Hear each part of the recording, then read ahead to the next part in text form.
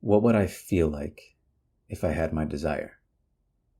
This was a question that was often asked by Neville, and I found myself always asking myself this question throughout the day: is what would I feel like?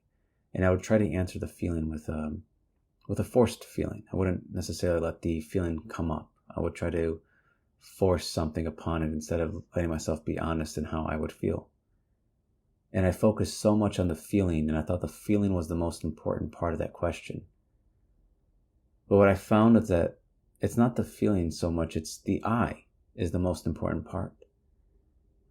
The I of man is the most important thing. It's how I would feel. It's not how another would feel. It's not how I'm supposed to feel. It's not the correct way to feel. And I need to be scared if I don't feel it right. It's how I would feel. And when we have resistance in changing the I, which is ourselves, who is occupying these states, when we have a hard time changing ourselves, it's because we have limited the I. We have limited, I can sit here and feel that I am not going to be a good speaker. And then I'll find myself becoming scared that I'm going to make all these mistakes. I can feel that I'm going to be a great speaker. It's how I shape my I. It's up to me.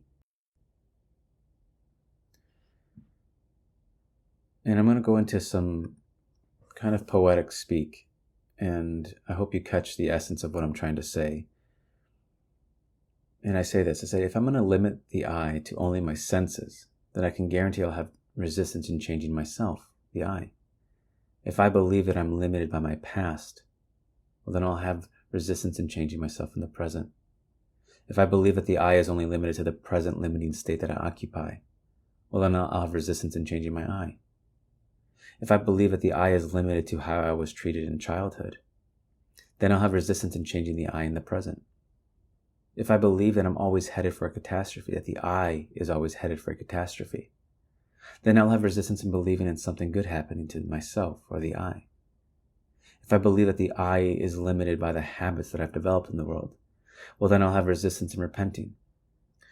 If I limit the I to only shame, then I'll have resistance in entering greater states. If I limit the I to only the beliefs of my parents, then I'll have resistance in changing those beliefs about myself. If I limit the I to a certain ism, then I'll struggle to believe in the God inside myself. If I limit the I by believing it cannot be saved or be forgiven or be loved, then I'll have resistance in accepting those gifts. If I limit the I and enslave the I to obey only reason, well, then I'll have resistance in going beyond what my reason dictates. If I believe in anything other than God, I have limited the I. And the I, again, is the essence of someone. It's the individual inside. It's the invisible one who's playing all the parts. But I have a choice in how I speak and shape my I, which is myself. If I can see that I'm not the state itself, if I can see that I'm occupying a state, then I can change. But if I believe that I'm the state itself because I've been in it for so long, and I've convinced myself through repetition that I'm stuck this way, that I can't seem to imagine beyond my senses here. If I believe that, well, then I'm not going to change. I have to see myself. I have to expand the I. I have to allow my I or myself to feel more, to accept more, to be more open to more feelings. Is what would I feel like were it true? And you can ask this question for everything. It's personal. What would I feel like? It's not what would they feel like. What would I feel like? And you just answer it. You change nothing on the outside. You just change fully on the inside. Because when you imagine and you're desiring, you are using your imagination to desire. And you're not using it to fulfill yourself. You're using it to desire. You're a desiring self when you desire. You're being that. You're in a state of desire. And you can move from that state to a new state. But I hope you can see what I'm saying, is that you're using your mind to desire things instead of using it to feel fulfilled, instead of using it to feel what it would feel like were it true. Neville says this, he says, if you are still desiring, stop it right now.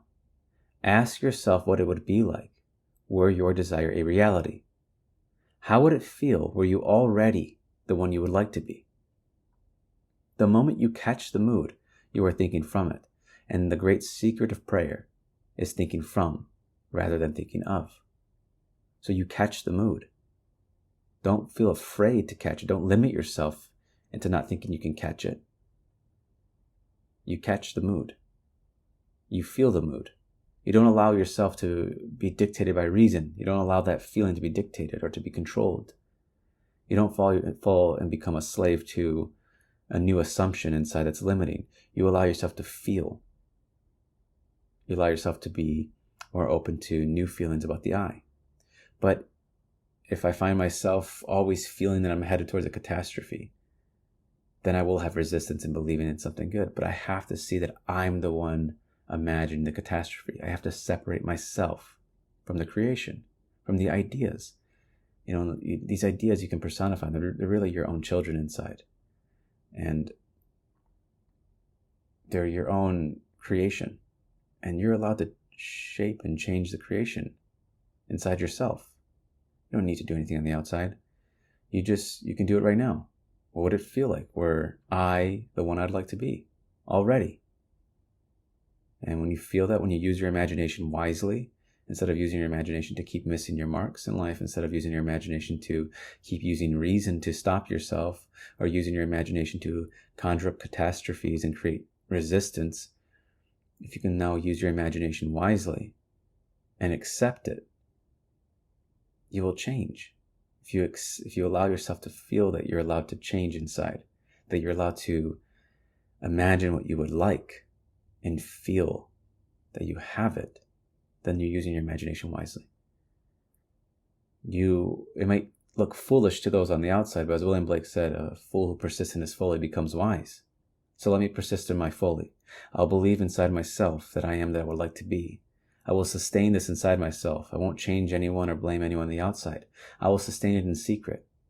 And when this starts to show in my life, then I will know that I'm the one who creates my own heaven and hell inside my own bosom, inside myself. I really do create these states of mind. Now, my heaven might be someone's hell, and someone else's heaven might be my hell. But regardless, the imagination is the creator of these states of mind. And if I see that the I is the only thing that needs to be changed, as Neville said, there's no one to change but self, and the self is the I of man.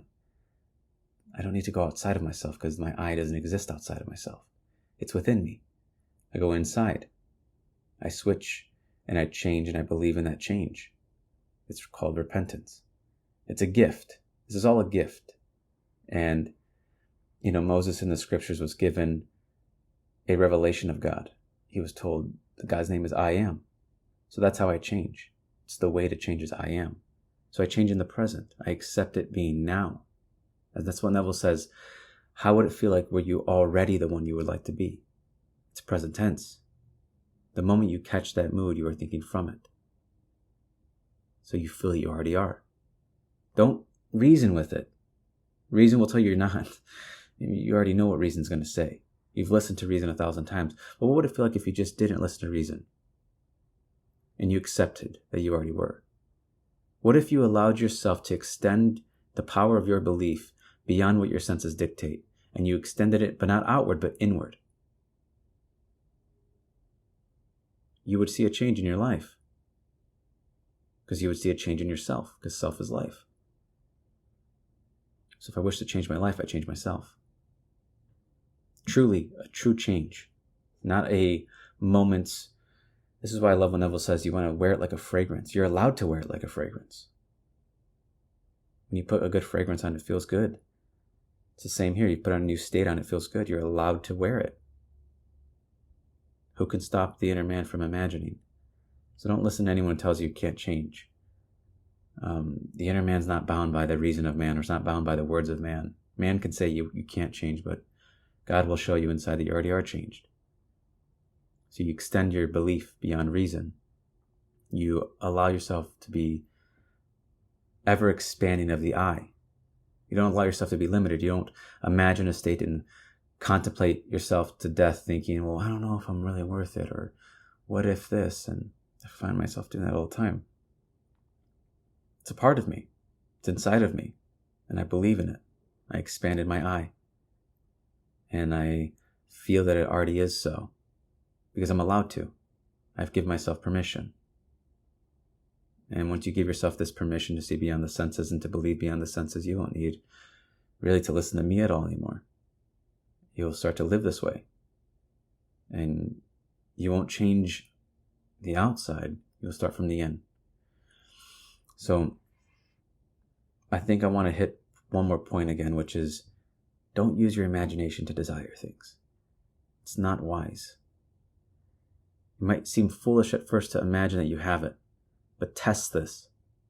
Treat it as a test, truly. And when you test it over and over, I'm going to try this out for this, and I'm going to try it out for that, and I'm going to imagine I have this and that, and let's just see what happens. And if your world starts to shape down that way, well, then you found the creator of things. So you can't go to another, and you don't want to anyways. Because it's self. You go to yourself. If you need something, you go to yourself. So I know this will help you, and use your imagination wisely.